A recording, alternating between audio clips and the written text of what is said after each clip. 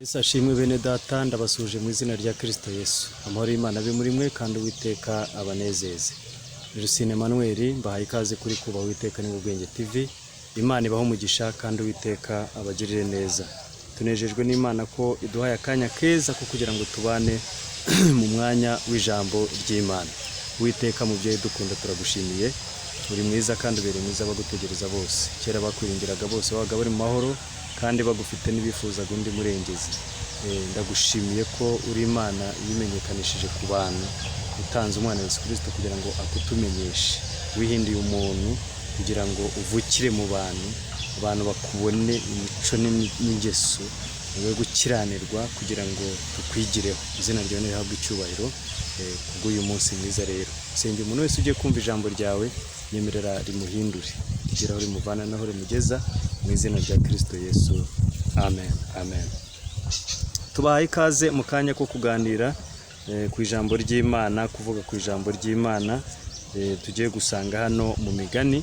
Imigani nagira ngo dusome mu bice byaho 18 umurongo waho wa 12.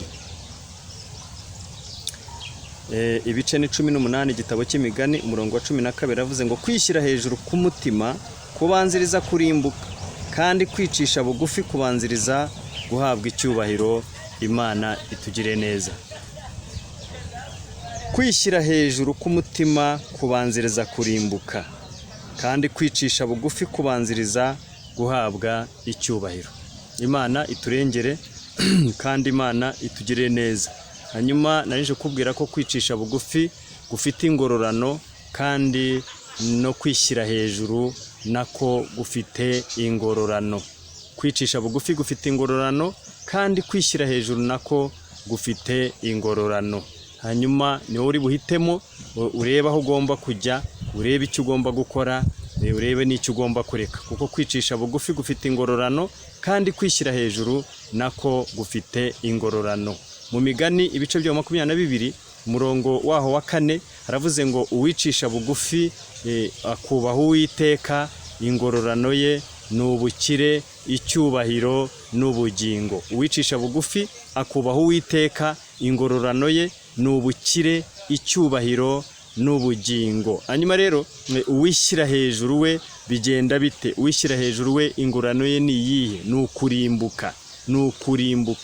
N'ukurimbuka. Ijambo ry'Imana rivuga ngo iki hano? Hano Yesaya ni ibice 2 dore ku murongo wa 11.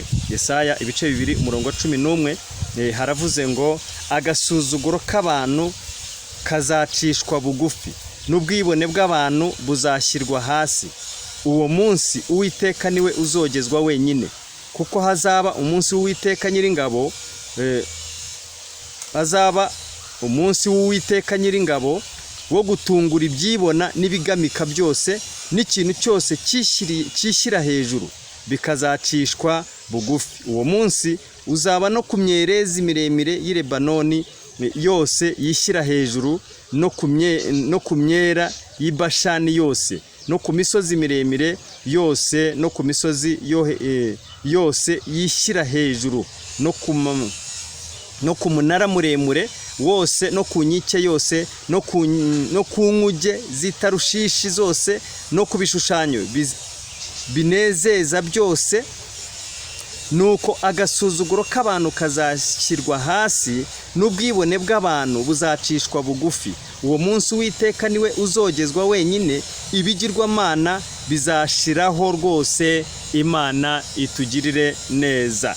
Abantu rero Imana irashaka ko bicisha bugufi bakubaha Uwiteka, kuko muri ino si, kuko mu isi, mu ijuru nta wundi amava akwiye gupfukamira, nta wundi indimi zacu zikwiye kwatura zivuga ko ari umwami usibye Kristo Yesu.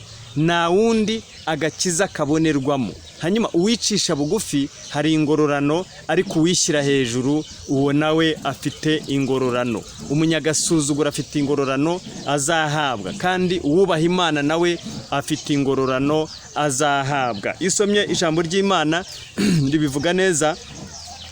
hano muri Maraki mu gitabo cy'umuhanuzi Maraki igice cyaho turebe mu gice cya 3 uraza kureba guhera ku murongo wa 19. Ku murongo wa 19 Maraki havuga ibintu bikomeye. Haravuze ngo umunsi w'Uwiteka, dore hazaba umunsi utwika nk'itanura ry'umuriro, abibone bose n'inkozi z'ibibi zose bazaba ibishingwe, maze habe umunsi uzaba twika bashire, niko Uwiteka Nyiringabo avuga. Ntuzabasigira umuzi cyangwa ishami, ariko mwebwe abubaha izina ryanjye, izuba ryo gukiranuka rizabarasira rifite gukiranuka mu mababa yaryo, maze muzasohoka mu kinagire nk'inyana zo mu kiraro, kandi muzaribatira abanyabyaha hasi, bazaba ivu munsi y'ibirenge byanyu ku munsi nzabikoreraho, niko Uwiteka Nyiringabo avuga. Niko Uwiteka Nyiringabo avuga. Hanyuma rero ijambo rivuze neza ko kwishyira hejuru k'umutima kubanziriza kurimbuka, kandi kwicisha bugufi k'uwo mutima n'ubundi kubanziriza guhabwa icyubahiro. Uwicisha bugufi Imana imuhe icyubahiro, uwicisha bugufi Imana imushyira hejuru, ariko uwishyira hejuru Imana imucisha bugufi. Imana imucisha bugufi. Yakobo we yabivuzeho ngo iki?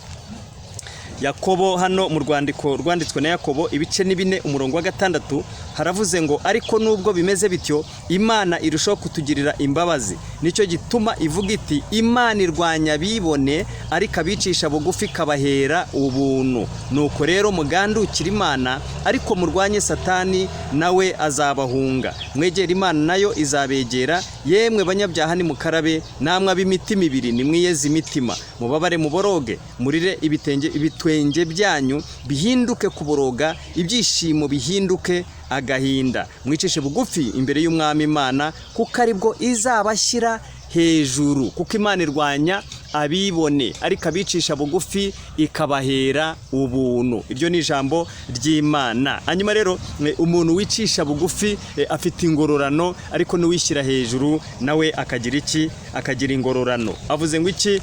Uyu mugabo witwa Paulo yandikiye Abaroma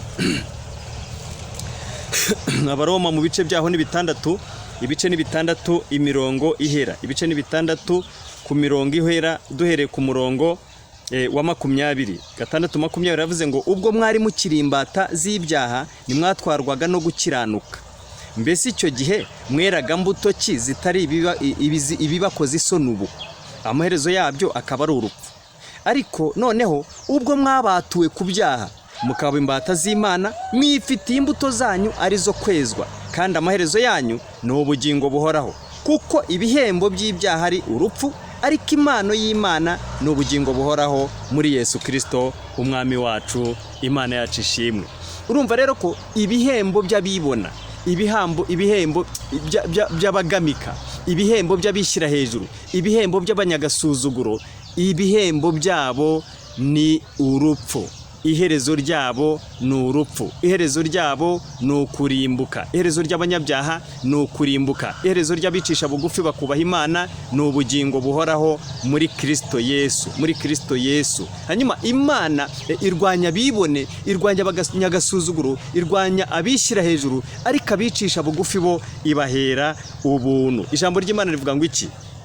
Ezira ubwo yarazanye n'Abisiraheli barimo kuva i Babuloni, baraje bagera mu nzira, kandi bamaze guhamiriza umwami bamubwira ko Imana ishobora byose, kandi koko Imana ishobora byose. None ngo bageze mu nzira baje guhura n'ikibazo, bahura n'ikibazo cy'uko basanze batezwe n'ababisha mu nzira, batezwe n'abanzi mu nzira. Uyu Ezira agira ikibazo, aravuga ati subu ndabigenzana ko nari busubireyo ngo ndajya kubwira umwami, ngo nje kumubwira ko tujya kurwana, ngo gaduhereze ingabo tujye kurwana n'ababisha, kandi mu by'ukuri navuye namaze kumuhamiriza, yanambwiye ngo amereze ingabo nkabyanga. None ubu ndahinguka he ngo nje kubwira umwami mubwire ngo aduhereze ingabo abantu baduteze mu nzira, kandi twamubwiye ko Imana yacu ishobora ibintu byose, ishobora no kurwanira abantu irwayo, irwanya bibone, abicisha bugufi ikabahera ubuntu. None ubu ndasubireyo gute? Ngo Ezirapanga gahunda, aravuga ati reka ntago ngomba guhinduka mu magambo, ngo mpindukire ku ijambo icy'Imana yamaze kuvuga, yarakivuze, yagiye irwanira Abisirayeli, turabizi, igenda ikoresha gukoresha Abisiraheli bagaca imavu mu bishanga,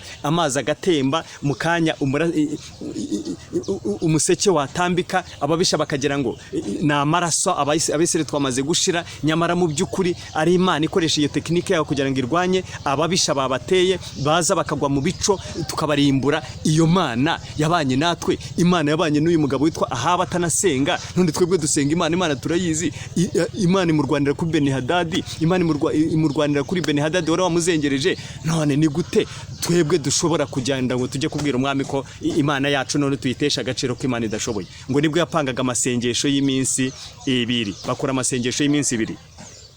Hano rero ku murongo wa 21 mu gice cya 8 Ezira hano mu gice cya 8 umurongo wa 21 ngo biyiriza ubusa ku mugezi Ahava, biyiriza ubusa ku mugezi Ahava. Mwibuke ko kwiyiriza ubusa sicyo cyihutirwa, icyihutirwa ni mbere yuko wiyiriza ubusa icyo ubanza gukora. Ubanza gukora iki mbere yo kwiyiriza ubusa? Ijambo ribivuga neza, Paulo yandikira Timoteyo mu rwa 2:19 aravuga ngo nyamara urufatiro rukomeye rw'Imana ruracyariho, rwanditswe iki kimenyetso ngo cyahagaze, ruracyahagaze, rwanditswe iki kimenyetso ngo Uwiteka azabe.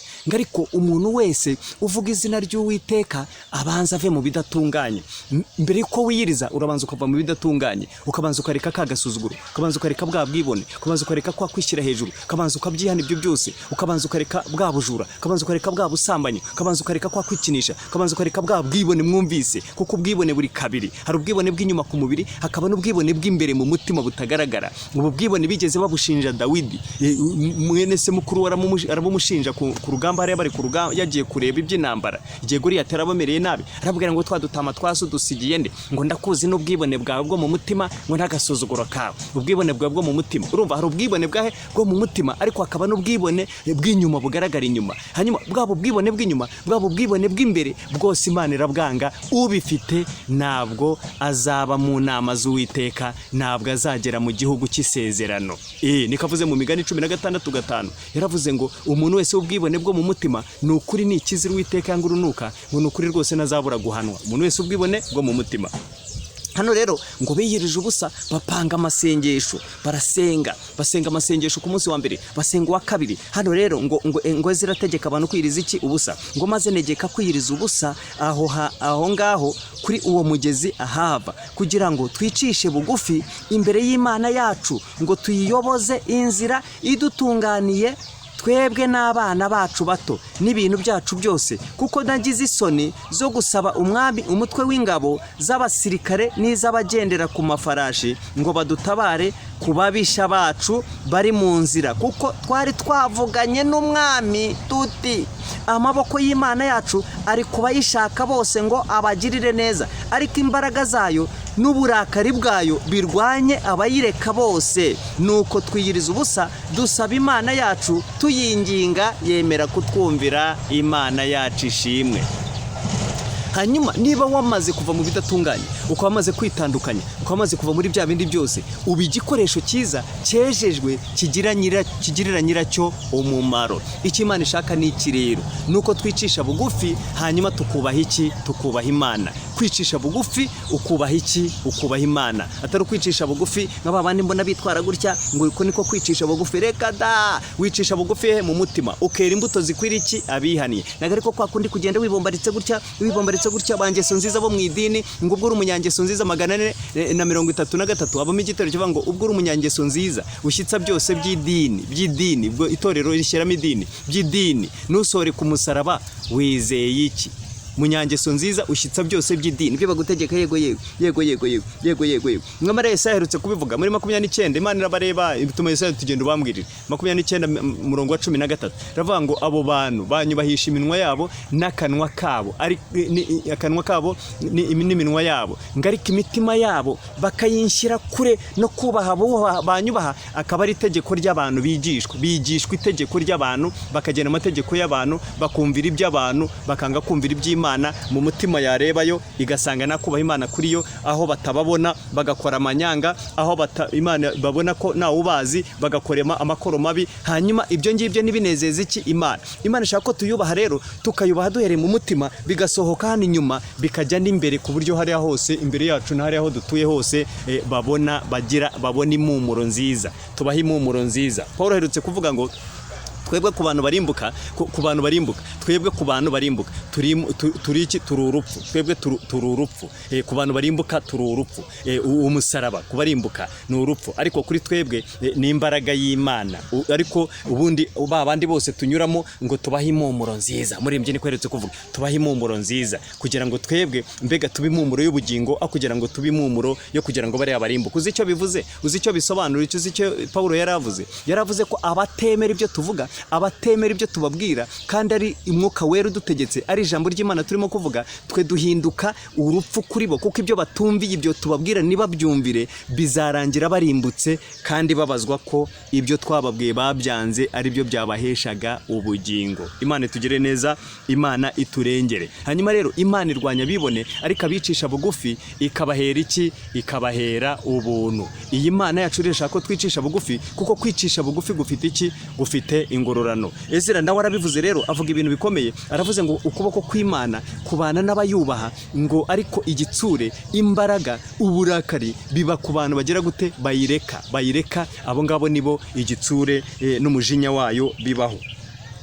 Iyo usomye ijambo ry'Imana hano Zefaniya uza gusanga ku gice cya mbere umurongo wa cumi na kabiri usanga harimo amakuru akomeye. Zefaniya ni igice cya mbere umurongo wa 12 gusubira inyuma mirongo yindi biriri inyuma, haravuze ngo icyo gihe nzashakisha muri Yerusalemu mana abantu bibumbiye hamwe nk'inzoga y'itende, bibwira mu mitima yabo bati ari icyiza ari n'ikibi, Uwiteka ntacyo azadutwara.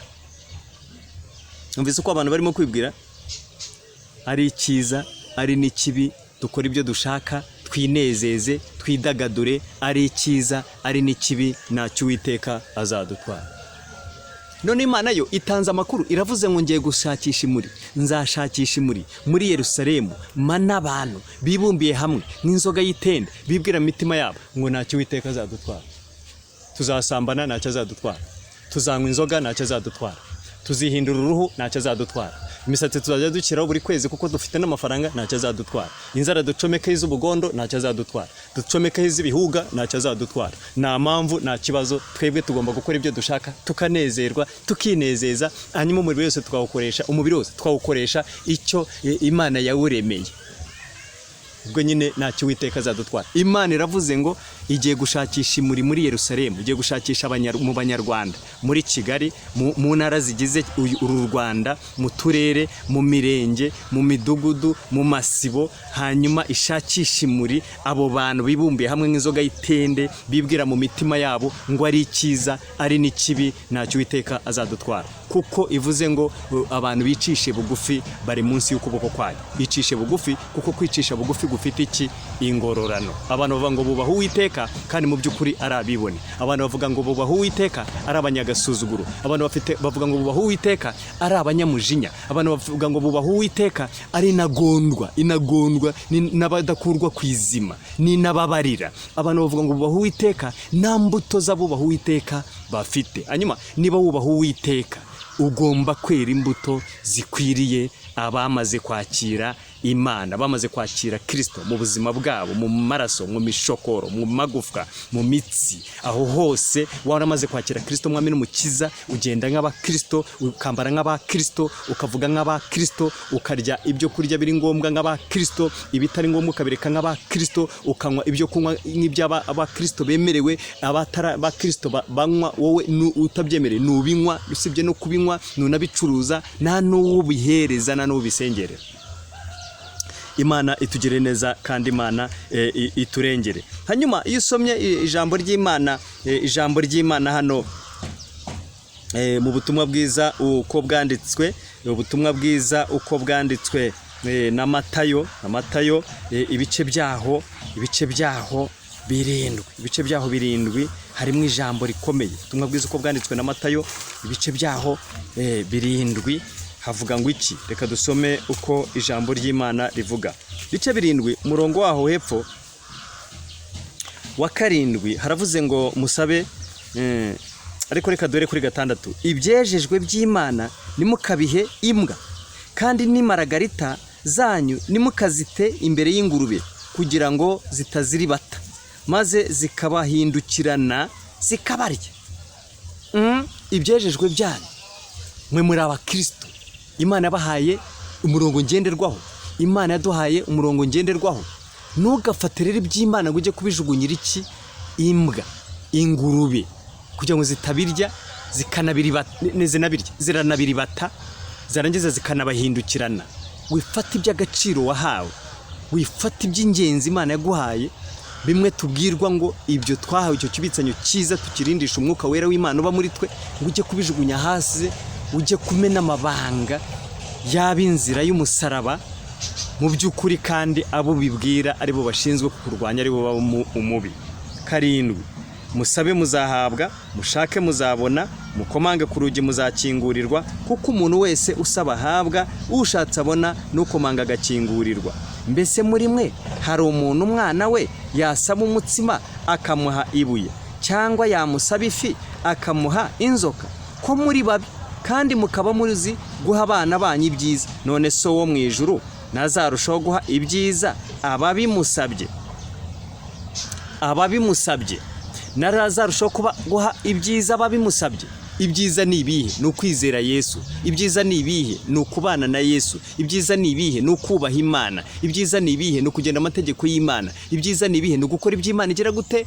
Iby'Imana ishaka. Ibyo nibyo byiza, ibyo nibyo byiza. Yobu 28:28 ho haravuze ngo maze bwira umuntu iti dore kubaho Uwiteka nibwo bwenge, kandi kuva mu byaha niko kujijuka. Imigani rero 8:13 Salomo arasobanura ati kubaho Uwiteka ni ukwanga ibibi mutazayoba. Ko Uwiteka no kwanga ibibi, aravuga ngo ubwibone n'agasuzuguro n'inzira y'ibibi, n'akanwa k'ubugoryi nibyo nanga. N'akanwa k'iki? K'ubugoryi, agasuzuguro. Sasa umuntu afite agasuzuguro arakureba guhereye hasi akuzamura kugeza hejuru, cyangwa ukajya kumwaka service ugakomanga akakwihorera, kandi ari munzu ari kuri telefone cyangwa se kuri machine arimo arareba mu dufoto, arimo arareba mu tuvideo, akagusuzugura, akaguca amazi, mbega ugakenera umuntu ngo no muyobozi wawe, ugasanga mbega reka da ntago yaguhereza umwanya, ukamushaka ukwezi kumwe, ukamushaka kwa kabiri, ukamushaka kwa gatatu, ukamushaka kwa kane, ukamushaka umwaka ugashira, ngo ukeneye umuyobozi, nibyo ashinzwe, nibyo azahemberwa niyamushyize muri uwo mwanya, kandi ubwo azingari mu murimo, ubwo mbega raho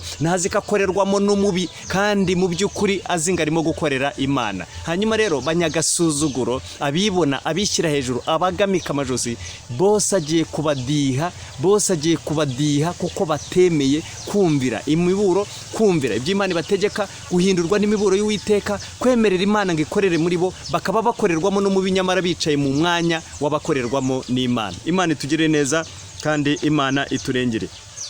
Ibi byose ndimo kubabwira rero, hari benshi bagiye babicamo, kandi babicamo Imana ibana nabo, irabarinda, irabarwanirira, ibitaho. Iyo dusomye ijambo ry'Imana tuza gusanga umugabo witwa Mose yarakubititse Mose yarakubititse, ahura n'ibibazo, avana n'Abisirayeli mu gihugu cya Egiputa. Imana imutoranije, murabyibuka, nta burenganzira nta bushake igeze abigiramo, nigeze abisaba, ndetse n'Imana ibimuhereza. Uyu mugabo witwa Mose yarabyanze, aravuga ati reka je ntago najya kwa Farawo, ati wapi kabisa, Farawo ndamuzi ni umugome cyane, yananyica, navuye n'ubushize munze, nishe umuhungu w'umusirikare we, none koko ubu mu by'ukuri nsubire, reka.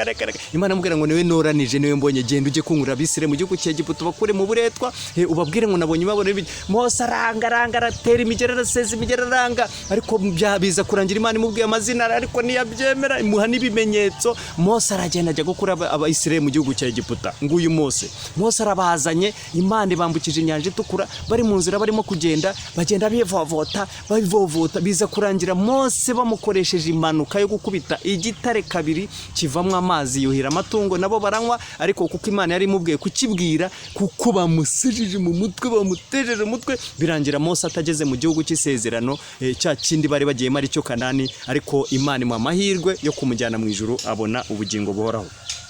Ariko abantu batumye atagera mu gihugu, kuko abantu nyine abantu babandi babanyagasuzuguro, babandi babibone, babandi bagamika amajosi, bahora bazinze umunya, bagome cyane, irutse kugereze cyane, amubwira ati bari abantu n'abagome binakabije. Yaba nagutumye ku bantu mbega bururimi rutamenyekana, bakakumviye, ariko bariya bo witwa ngo urababwira bumva, bariya barakwa, niba bicane baranyanga, nibanyemera, bazakwanga, bazakurwanya, ariko uhumure, ndi kumwe hamwe nawe ntago bazakubasha, ni inzu y'abagome. Ariko we mwana w'umuntu uramenya utazaba nkabo, utazaba umugome nkabo, ahubwo ibyo nzajya nkubwira aribyo uzajya ubabwira, ntukabatinya. Ngomeje uruhanga rwawe rubaye nk'isarabwayi, ndarukomeje rubaye nk'intoco, kugira ngo uhangare impanga zabo.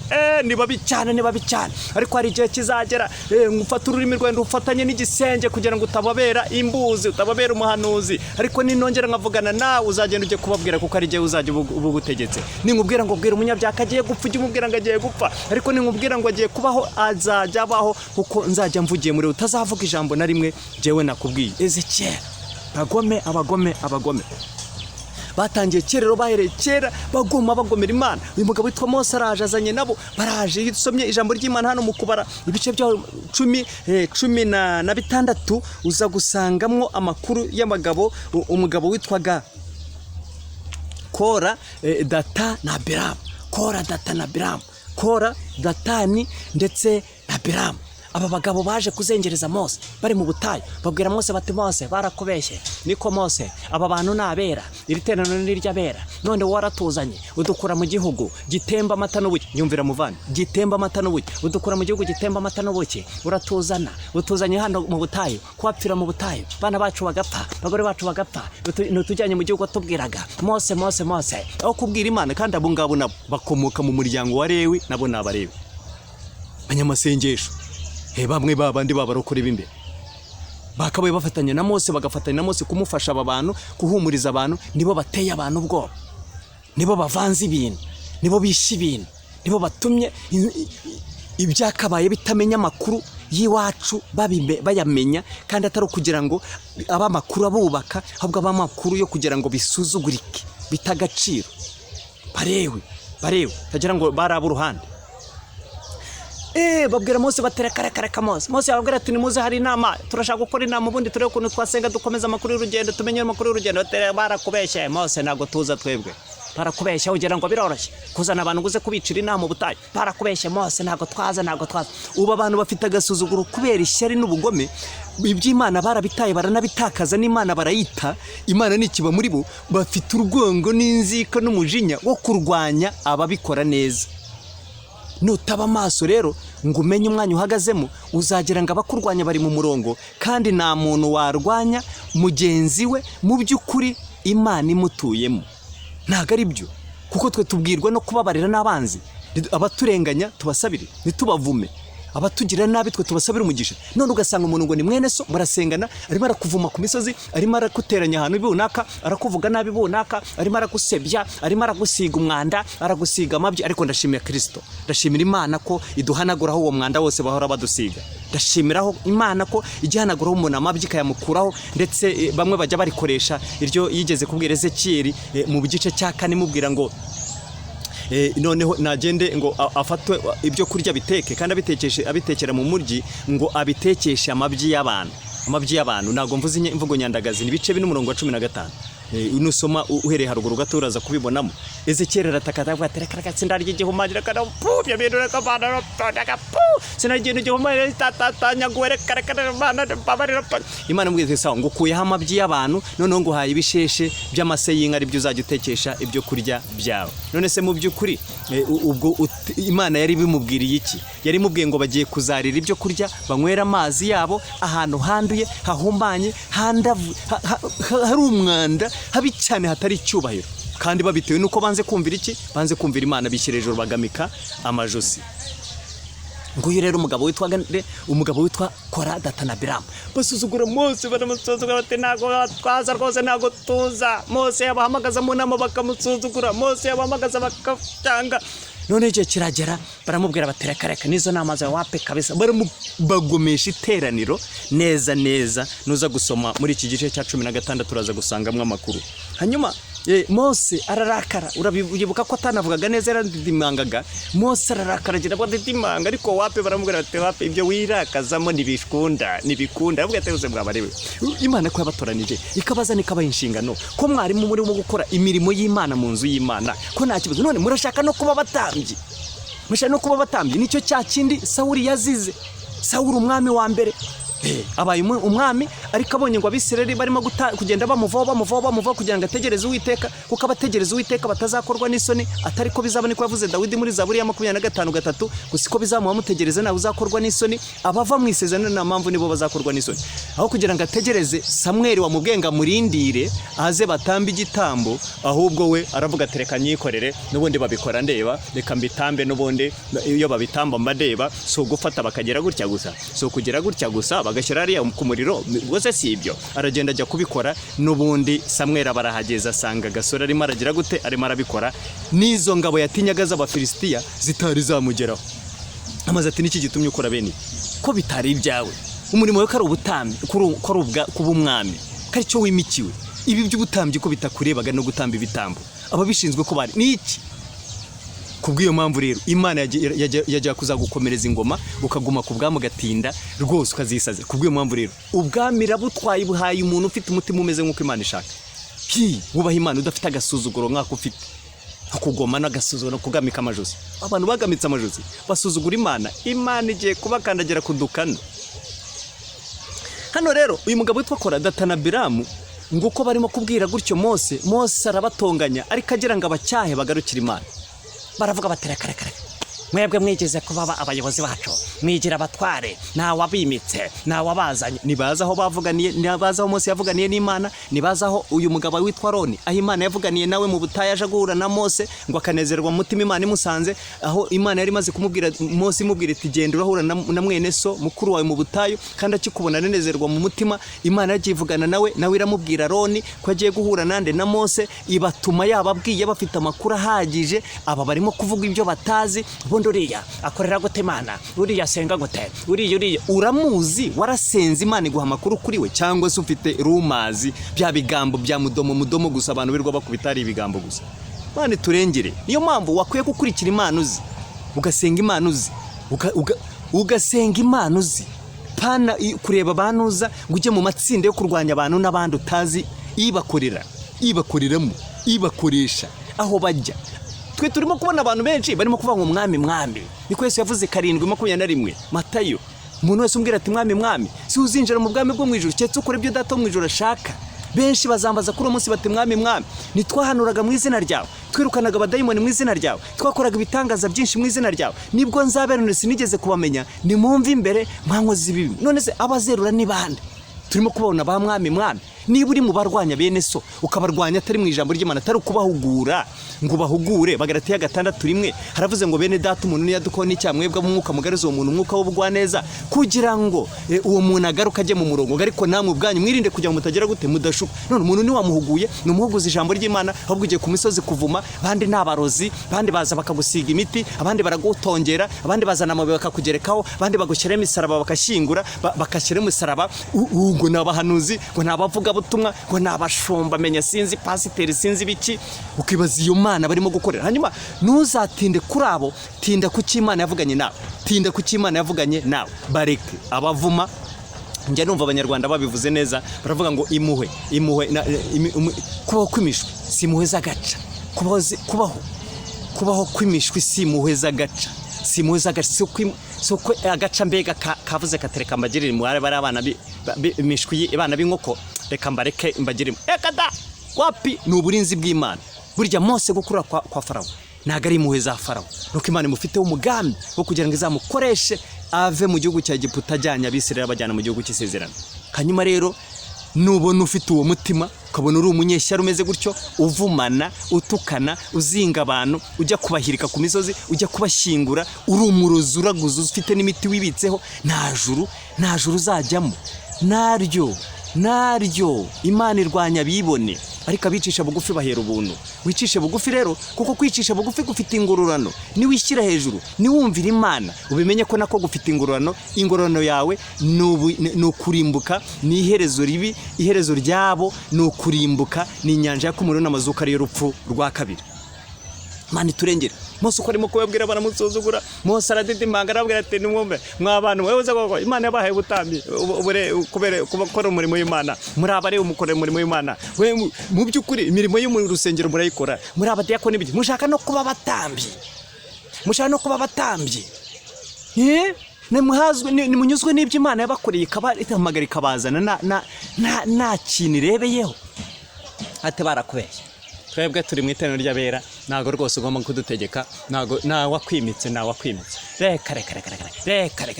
Mose arababara aravuga ati noneho ejo ndashaka ko mwebwe n'abantu banyu uko muri 250 mugende mushake ibyotero, mushyireho imibavu imbere y'Uwiteka, mushyireho umuriro, hanyuma mushyire hari natwe turazana. Noneho kubw'iyo mpamvu Imana ize kugaragaza uwo yatoranije, iramwigiza hafi, uitatoranije nawe agaragara. Bate barakubeshya Mose ngo bari musuzugura uko bakamusuzuguye. Mose none aradidimanga arabwira ati noneho Mana ndakwingiza, niwe Mose niwe muntu watangiye gutenga wa mbere. Mose avuga ati Mana niwemere igitambo cyabo, aya maturo yabo nuyemere, muri make amasengesho yabo nugere gute nuyemere. Ariryo jambo riba mu Migani ibice byaho 15:8 ngo igitambo cy'umunyabyaha ni ikizira kuwiteka, ariko gusenga k'umukiranutsi kuramunezeza. Igitambo cyabo nucyemere, niwemere amasengesho yabo Mana nuyemere.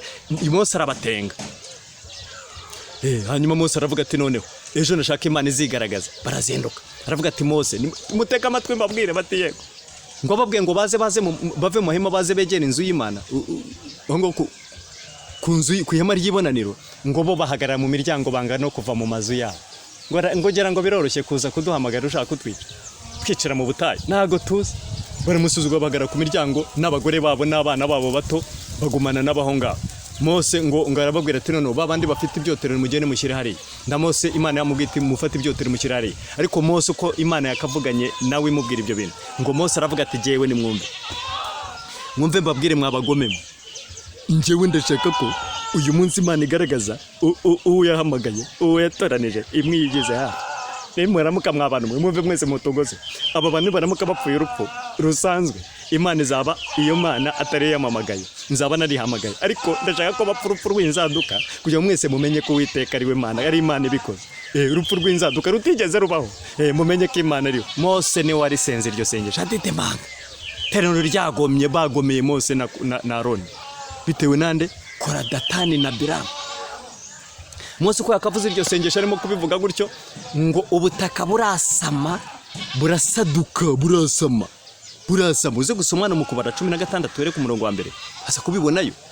Ubutaka burasama, Kora, Datani na Abiramu nabo bari kumwe bose, kuko Imana yabwiye Mose ati Mose mwitandukanye we na Aroni, mwitandukanye n'iteraniro n'ibindi rimbure none mukaje gitumbi undi.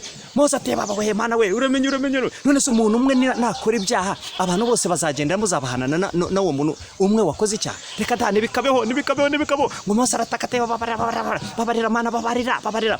Ngo Mose aramubwira ati sawa none ujye uruhande n'abantu banyubaha bajye uruhande babyumva bajye uruhande. Ngo abantu bose Mose aramagara ati abantu bose batari kumwe n'abera muve uruhande rwabo bano mahema yabo, muze hano kugira ngo mutakubitanwa n'igihano mu gihano cy'uwo mugome Kora, Datani na Abiramu. Ngo abantu baraza bamwe ariko abandi basigara kuri Kora, Datani na Abiramu. Ako kanya ubutaka burasaduka, busadutse Kora amanukiramo, Datani amanukiramo, Abiramu amanukiramo, abagore babo, abana babo bato, inka, ibintu byose bimanukiramo n'amahema yabo amanukire. Abana ari bazima nta wapfuye, izuba riva ku manywa atari icyobo cyari gisanzwe bagwamo. Imana irwanya bibone ariko abicisha bugufi kabahera ubuntu. Ubutaka burongera burasubirana. Muvandimwe wicishe bugufi, kuko kwicisha bugufi gufite ingororano, kwishyira hejuru gufite ingororano, kwishyira hejuru gufite ingororano. Abantu barigitamo, abantu bose bariruka bavuza induru bati natwe bye kutugwaho, natwe tutarimbuka. Baraza begera Mose, abantu baratitira, abantu bagira ubwoba, babona babandi bishyiraga hejuru nta nomwe usigaye. Baravuga bati Uwiteka niwe Mana, Uwiteka niwe Mana. Imana icaga suzuguro, basuzuguraga Mose. Imana icaga suzuguro, basuzuguraga Aroni. Imana icaga suzuguro, basuzuguraga abantu b'Imana. Kandi Imana mu by'ukuri ariyo hamagaye Mose yarabyanze, kuko yarabaza aba bantu, yarabazi ko batazamwemera. Arabivuga ariko Imana yavuga iti genda nzabana nawe, nzabana n'akanwa kawe, kandi nzabigisha ibyo mugomba kuvuga n'ibyo mugomba gukora. Wowe uzaba umeze nk'Imana mu kanwa ka Aroni amere nk'umuhanuzi. Nzajya mfata amagambo yanjye nyashyire muri wowe, nawe yahereza Aroni abwira abantu. Ariko muvandimwe uzi ibyo babakoreye kugeza bwa Aroni aguye nzira, kugeza ubwo Mose nawe atageze mu gihugu aguye nzira. Cyokora w'Imana imugirira imuhereza imuha amahirwe, yinjira mu bwami bwo mu ijuru, kuko tuzi neza ko Mose tuzamubona. kuko Yesu igihe Eliya yabonekaga na Mose bari kumwe na Yesu, ngo Yesu imyenda ikererana ku buryo nta mumeshi wo mw'isi wayimesa ngo icye gutyo. Icyo gihe ngo Yesu yabonye Eliya abona na Mose, Petero abibonye kuko bari batatu baraho baje kubareba, ngo bari kumwe Yesu yabarobanuye abazana hafi aho bari Yesu yagiye guhura nabo ngabo, ngo Petero avuga ati ye databuja mwami, ni byiza bwo turi hano, reka duce ingando yawe n'iya Eliya n'iya Mose, ni byiza reka tube muri make tube umwe, njyewe ndabo umugaragu w'umwe n'undi abo umugaragu undi n'undi abo umugaragu undi, twe twigumire hano.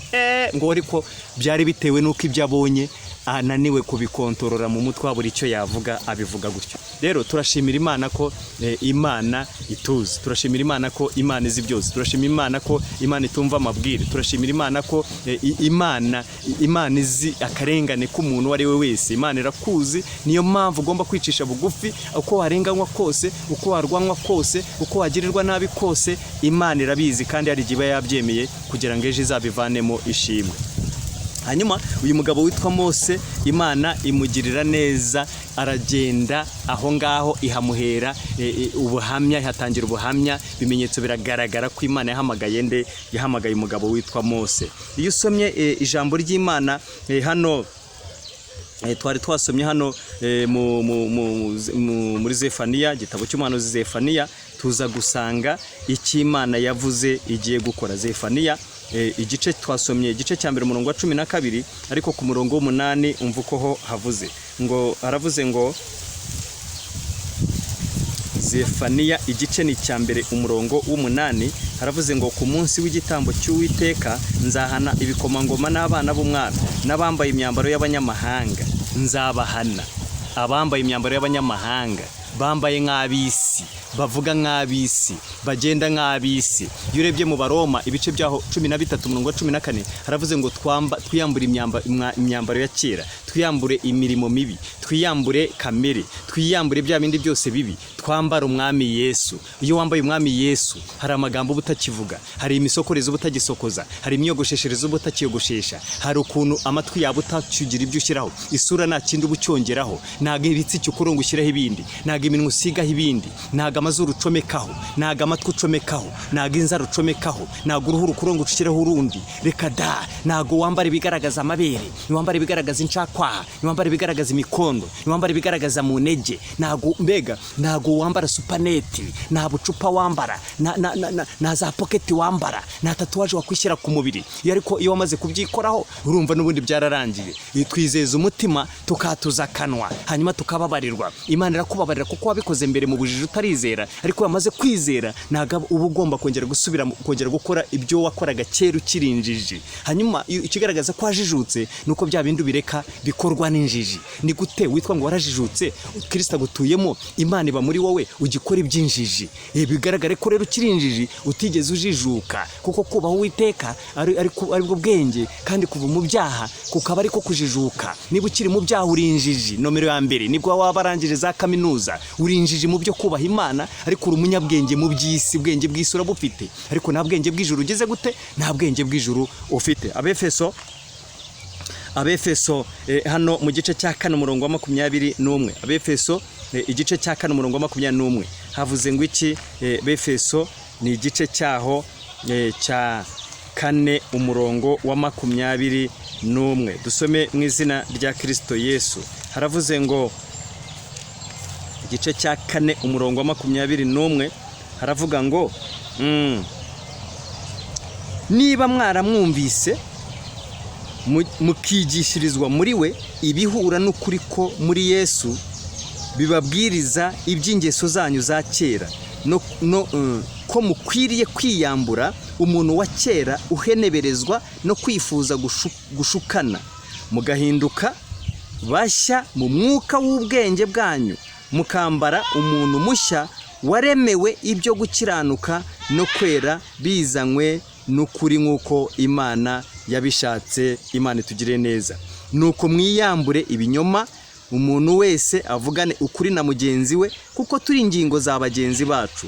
Nimurakara nimugakora icyaha, izuba nirikarenge mukirakaye, kandi nimubererekere Satani, uwibaga nakongere kwiba, ahubwo akora imirimo akoresheje amaboko ibyiza kugira ngo abone ibyo gufasha umukene. Ijambo ryose riteye isoni ntirigaturuke mu kanwa kanyu, ahubwo uko mubonye uburyo mujye muvuga iryiza ryose ryo gukomeza abandi, kugira ngo riheshe abaryumvise umugisha. Kandi nimuteze agahinda umwuka wera w'Imana wabashyiriyeho kuba ikimenyetso kugeza ku munsi wo gucungurwa. Gusharira kose n'uburakari n'umujinya n'intonganya no gutukana hamwe n'igomwa ryose bibavemo. Mugirirane neza, mugirirane imbabazi, mubabarirane ibyaha nk'uko Imana yabababaririye muri Kristo Yesu. Imana itugire neza. Nubabarire.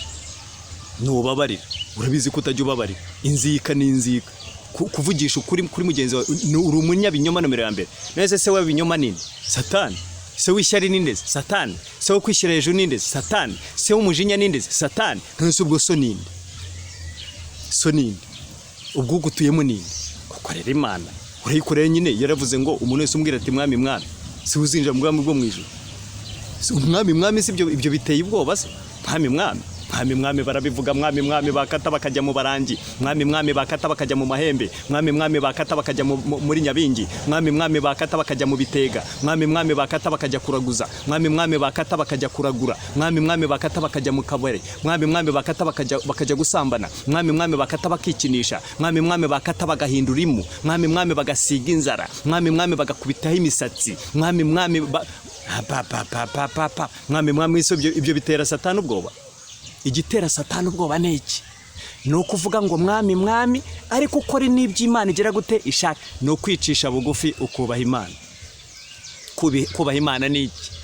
Ni ukumvira amategeko yayo, ni ukugendera mu ijambo ry'Imana, ukayoborwa n'umwuka wera, ugakora iby'Imana ishaka, ukiyambura umuntu wa kera, ukambara umushya, ukaba icyaremwe gishya muri Kristo Yesu. Naho ibindi ibyo ngibyo byose bizitera ubwoba Satani. Hanyuma hano Zefaniya wavuze iki? Dusubire ku murongo waho wa 6. Zefaniya igice cya mbere murongo wa 6. Imana igiye guhana abicisha bugufi izabahera ubuntu, ariko abishyira hejuru izababogisa. Iranabarwanya. 6. N'abasubiye inyuma bakareka gukurikira Uwiteka, n'abatigeze gushaka Uwiteka habe no kumusenga, abo bose kinu bigiye kuza. Igikoni kibando, hariho bagiye gushyirwa, hariho bazajya, ni mwihaniro mu kiboko. Ubu bamaze gucirwa iteka, urubanza rwamaze gukatwa, igisigaye ni ugushyirwa mu bihano, gusohozwa kw'ibihano, gushyirwa mu bikorwa. Igihano bahanwe bazahanwa, gushyirwa mu bikorwa. Abakora ibisa bityo bakwiriye gupfa, hanyuma abakora bene ibyo bakwiriye kuzishyirwa, bazashyirwa mu ihaniro. Ni mu nyanja y'umuriro n'amazuku, ariyo rupfu rwa kabiri. Si Imana ishaka, ntabwo Imana ishaka ko abantu barimbuka. Oya, Petero yabivuze neza hano. Petero yabivuze neza mu rwa 2:3, umurongo waho hepfo, umurongo waho ku 9 yavuze ngo iki? Petero urwa 2:3 ku murongo w'9 haravuze ngo umwami Imana nitinze isezerano ryayo nk'uko bamwe batekerezaho yuko iritinza, ahubwo itwihanganira idashaka ko hagira n'umwe urimbuka, ahubwo ishaka ko bose bihana. Imana ishaka ko bose bihana. Niyo mpamvu mu byakozwe n'intumwa hano mu bice byaho 17 byakozwe n'intumwa, ibice 17, igihe Paulo yarimo kuvugana n'abanyatenayi, yababwiye ijambo rikomeye, kabwira ngo ibi byose mwarabikoze irabihorera, byose murabikorera bihorera, kuko mwari mu bugoryi, mwari mutaramenya Imana. Hanyuma ku murongo wa 30, 17:30 aravuze ngo nuko iyo minsi yo kujijwa Imana yarayirengagije, ariko noneho itegeka abantu bose bari hose kwihana. Abantu bose kandi bari hose kwihana. Imyaka, iminsi mwabayemo, ubujiji mwabayemo, ibyo mwagenderagamo, ibyo mwakoraga kera, mutazi Imana rurema, mutarasobanukirwa, mutaramenya, nta jambo ry'Imana rirabageraho. Iyo minsi Imana yarayirengagije, ni ubujiji, yarabyirengagije. Ariko none ishyiraho undi munsi, uyu munsi, kugira ngo abantu bihane. Ariryo jambo ryandikiwe Abaheburayo 4 umurongo waho wa 7. Ngo Imana yongera gushyiraho undi munsi, ivugiye mu kanwa uko ka Dawidi nk'uko yabivuze hejuru mu magambo yari yavuzwe, ngo uyu munsi niwumva ijwi ry'Uwiteka niwinangire umutima. ngo pasiteri wacu niyabivuze, ngo mushumba wacu niyabivuze, ngo uriya bivuga nkande, uriya bivuga ate, kubera icyo abivuga. Nese ko ari ijambo ry'Imana. Ijambo ry'Imana pasiteri wanyu arariruta, arirusha ubutware, arirusha ubushobozi. Uzabaza amategeko y'umuhanda, feruje, biriya biranga ibyerekezo, biriya mubojya mubona biba ku muhanda biyobora imodoka n'abantu. Iyo kiri hariya cyonyine kirimo kwaka ubururu, cyaka umuhondo, cyaka umutuku, kiba kirimo kuvuga uko ugomba kwambuka, cyangwa se ikinyabiziga gifite uburenganzira bwo kwambuka mbere. Hanyuma iyo haje umupolisi akagihagarara uruhande, gihita gita agaciro. Iyo kivuze ngo umutuku muhagarare, umupolisi akavuga ngo munyureho, ubwo bivuze ngo bibaye ubururu, caho ugende, bibaye biremewe, caho ugende. Kandi icyo kivuze ngo ugira gute? Hagarara, hagarara. Hanyuma umupolisi ati nyuraho, wumvira umupolisi kuko ari umuntu ari butegeka icyo ngicyo, ari nawe wagishyizaho. Bivuze ngo iyo kiraho nta mupolisi uhari, kiba gihagarariye umupolisi. Ariko iyo umupolisi ahahagaze, gita agaciro uwagishyizeho, nyiracyo aba agihagaze uruhande. Amategeko ye niyo wumvira kurusha icyo. None ni gute wumvira amategeko ya pasiteri wawe, imihango n'ibyo bishyiriyeho ubwabo bidahura n'ijambo ry'Imana? Umuntu yasoma ijambo ry'Imana ukabona niwe muvangirwa. Ni gute? Sibyo ubuyobe abantu bagiyemo, ugasanga urumvira pasiteri ibyo akubwira bidahura n'ijambo ry'Imana kuruta kumvira ijambo ry'Imana. Uvuga ijambo ry'Imana mukamurwanya, mukamutera amabuye hafi no kumwica, nk'uko bajyaga bagenza abantu zibabanje. None se ubwo uwo Yesu muvuga mwaramumenye? Iyo Mana muvuga murayizi? Niba ufite Imana ukabugira kwirema ibice, mukamufite abantu runaka mutemera mu rusengero rwanyu, muyobora ariko mutabemera, ubwoko runaka, itsinda runaka, ikipe runaka, hari runaka mutavugana, hari runaka mutakwegerana, mutasabana, mutatumira mu birori, mutabushyira mu byanyu, mudakeneye no kuvugisha, kandi musangira igaburo, mwitwa mwese muri abakristo, muvuga Yesu ko Yesu ari umwe, ari uwa bose, ari uwa hose, kandi abera hose icyarimwe. Uwo Yesu ni uwa nyawe. Wakanuye wa muntu we ukajya ureba ibintu bamo. Uwo mutima rero ni uwa Kayini. Uwo mutima ni uwa Yona w'ubugome, ni uwa Baramu woshya abantu b'Abisirayeli kuyoba ngo bakore iby'Imana yanga, ubundi Imana ibarimbure. Ntabwo uwo muntu aba afite umwuka w'Imana. Kuremamo abantu ibice, guteza abantu impagarara n'amatiku, abantu bakajya guhangana ateranya abantu, ntabwo aba ari umwuka w'Imana. Umuntu ufite umwuka w'Imana ahuza abantu, ntabwo ateranya abantu.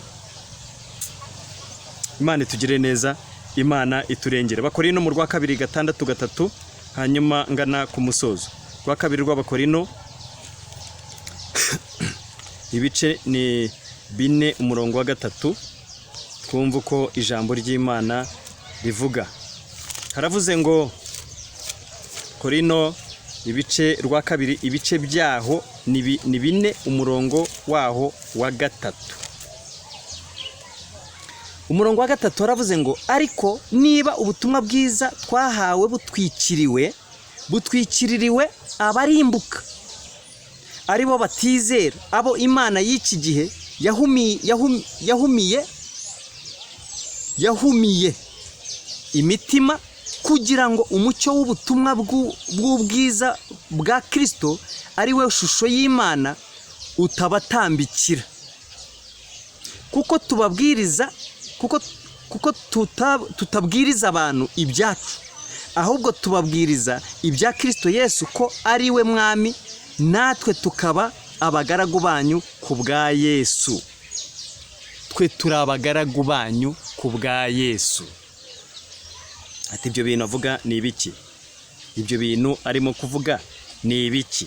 Dore ngiri ku murongo mu bice byaho 5, aho ngaho n'ubundi umurongo waho wa 19 haravuze ngo ariko ibyo byose bituruka ku Mana yiyunze natwe ku bwa Kristo, ikaduha umurimo wo kuyunga n'abandi, kuko muri Kristo arimo Imana yiyungiye n'abari mu isi ntiyabikibabaraho ibicumuro byabo, kandi noneho yatubikije ijambo ry'umwuzuro. Umurongo wa 20 nicyo gituma tuba intumwa mu cyimbo cya Kristo, ndetse bisa naho Imana ibingingira muri twe. Nuko rero turabahendahenda mu cyimbo cya Kristo kugira ngo mwiyunge n'Imana. Turabagaragu banyu ku bwa Kristo.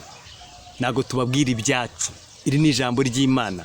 Niba umuntu avuga ijambo ry'Imana uko yaba asa kose, uko yaba yambaye kose, uko yaba asa kose, ijambo ry'Imana ni rizima.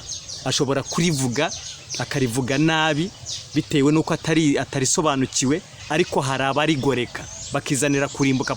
Petero niwe uherutse kubivuga, avuga ku nzandiko za Pawulo. Hari n'ababivuga rero babigoreka babizi kugira ngo barimbuze abo bayobora. Niyo mpamvu Yesaya 9:15 yavuze ngo abayobora aba bantu barabayobya kandi abo bayoboye bararimbuka. Rero nutaba amaso ngo usome ijambo ry'Imana ribe muri we rigwiriye, wowe uyoborwe n'umwuka n'ijambo ry'Imana, ubimenye neza ko kurimbuka kukwegereye ndetse uri mu nzira igana ikuzimu. Soma ijambo ry'Imana. Soma ijambo ry'Imana. Ubanza usenga ubwira Imana uti Imana ngiye gusoma ijambo ryawe, ariko ndakwingize kugira ngo umishurire. Ese ibi nibaza, ese ibi nibwira bimeze bite? Nibyo cyangwa Imana iravuga, Imana izagusanga igusure, ivugane nawe wumva ijwi, cyangwa se ugira ibyo ubona yerekwa, cyangwa se unarote mu nzozi Imana ivugane nawe, cyangwa ubumbure Bibiliya ivugane nawe mu ijambo, cyangwa ikoresha umuntu abo yahaye impano barahari bashinzwe kuyobora abandi mu kuri, batari mu buriganya, batari mu ubwo bupfu n'ubugoryi.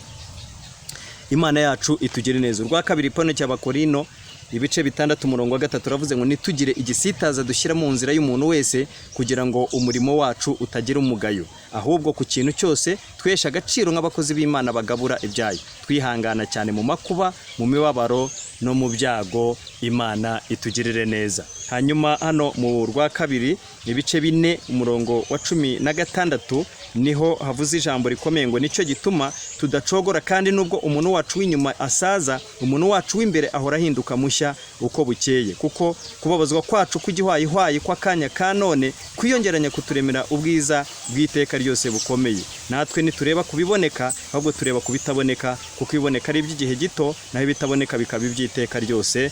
Imana itugirire neza. Ndimo gusoza rero nsoreza hano mu ijambo ry'Imana.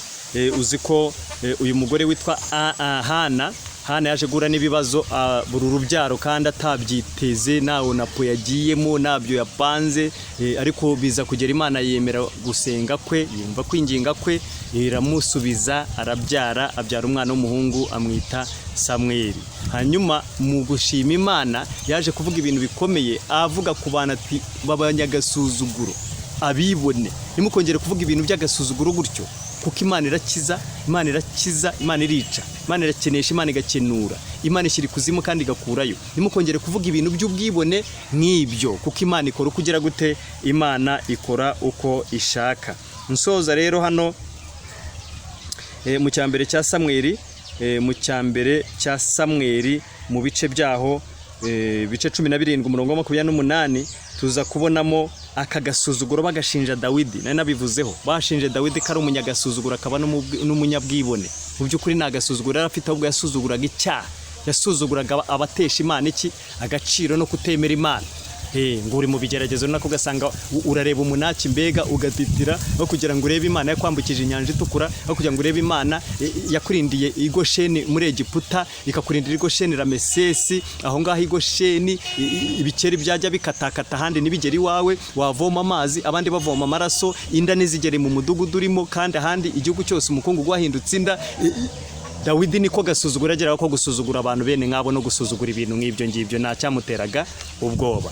Imana yacu itugire neza kandi Imana yacu iturengere. Mu Baroma ibice 12:1-2 Imana yaravuze ngo nuko bene data, Pawulo imukoresheje, ndabinginga kubw'imbabazi z'Imana ngo mutange imibiri yanyu ibitambo bizima byera bishimwa n'Imana, ariko kwikorera kwanyu gukwiriye. Ngo kandi nimwishushanye n'abiki gihe, ahubwo muhinduke rwose mugize imitima mishya, yo mumenye neza iby'Imana ishaka ari byo byiza, bishimwa kandi bitunganye rwose. Tito 2:7-8 avuga ngo wiyerekane muri byose nk'icyitegererezo cy'imirimo myiza, kandi mwigisha ryawe ugaragaza uko uboneye, utapfa gutera waraza. N'ijambo ryawe ribe rizima ritariho umugayo, kugira ngo umuntu uri mu ruhande rw'ababisha amwara atabonye ikibi yakuvuga. Mwakire neza ijambo ry'Imana. Mana ndagushimiye kubw'ijambo ryawe, nsengeye umuntu wese uryumva kugira ngo rimuhindure.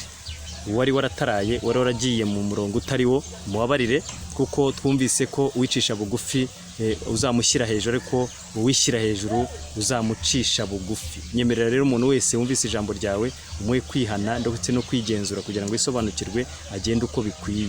Kandi abari mu byaha batari babizi ko babirimo ibyo bintu mwami bikaba bitakunezezaga nk'uko biri mu ijambo ryawe, nyemerera Mana uhereye none ubabarire icyaha cyabo, ubabarire igicumuro cyabo, ubahindurire mwami bashya, ubahindurire abawe, bana bawe nabo binjire mu rugo, batandukanye na karande, batandukanye n'abazima babi, batandukanye na Satani n'abadayimoni be, mu izina rya Yesu, kugira ngo babawe kandi baguheshe icyubahiro mu izina rya Kristo Yesu.